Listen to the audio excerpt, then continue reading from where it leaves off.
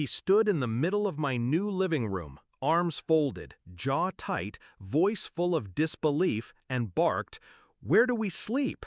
I didn't flinch. "You don't." The silence afterward was thick, suffocating. My sister's kids clung to her coat sleeves. Her husband avoided eye contact. And my father? He looked at me like I'd slapped him across the face. Good. He had no idea he was standing in the middle of the consequence.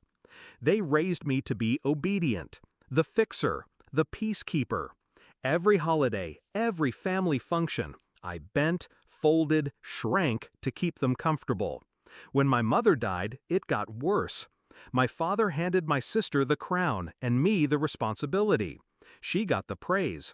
I got the expectation. When I got the job offer out of state, a promotion I fought years for, I thought maybe this time they'd show up proud. My own place, my own name on the door. I invited them before I unpacked my last box. I should have known better. 2 weeks before the move, he called. Casual tone, like he wasn't about to light a match. "You'll need at least 4 bedrooms. Me, your sister, her husband, the boys. Make sure we all fit comfortably. Don't waste money on anything small. We'll be staying long." No can we, no would it be okay, just assumption.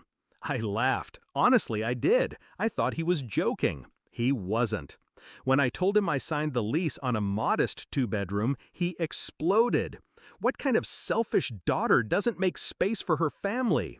Are we supposed to sleep on the floor like dogs? That line stuck. Dogs. That's how they saw themselves in my space, because I'd denied them a throne.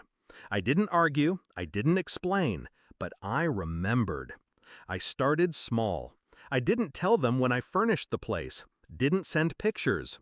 When they asked, I said, "Still unpacking."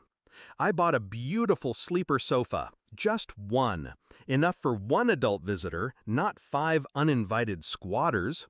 I framed photos of my milestones, not the family portraits they used to hang in every hallway. I left the 2nd bedroom bare, save for a desk and a locked filing cabinet. My sanctuary. When they arrived, it hit them like a wall. He stormed through the apartment, opening doors like he owned the place. When he realized the 2nd bedroom wasn't theirs, his voice dropped to a growl.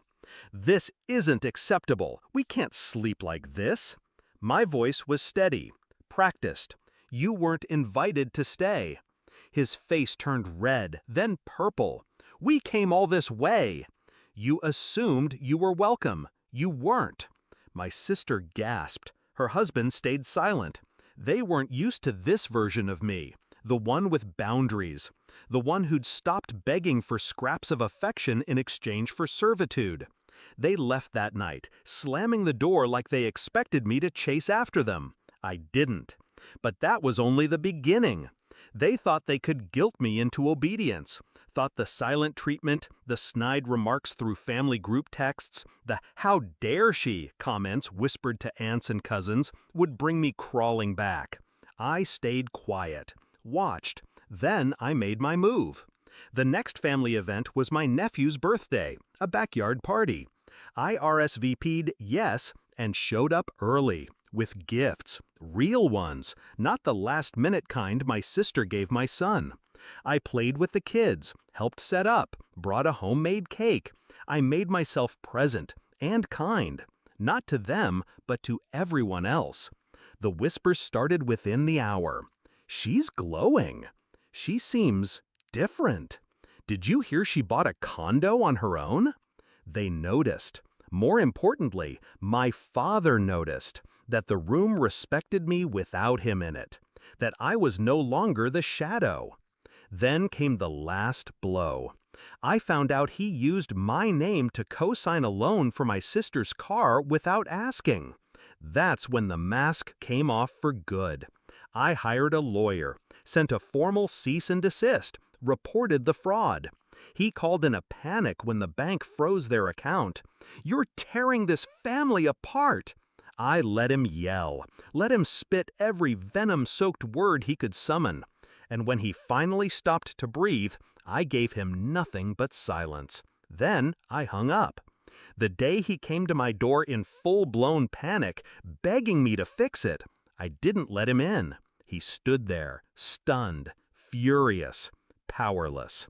That's when I realized he never wanted a daughter. He wanted a servant, and I just quit. I wish I could say it was easy, that I walked away and never looked back. But cutting ties isn't painless. It's surgery. And sometimes the bleeding continues long after the wound is clean. But I'd rather be alone in a place I built than surrounded in a house where I was always outnumbered. Now my apartment is quiet, peaceful. It smells like coffee and ambition, not guilt. And if he ever asks again where he sleeps, I'll say it slower this time. You don't.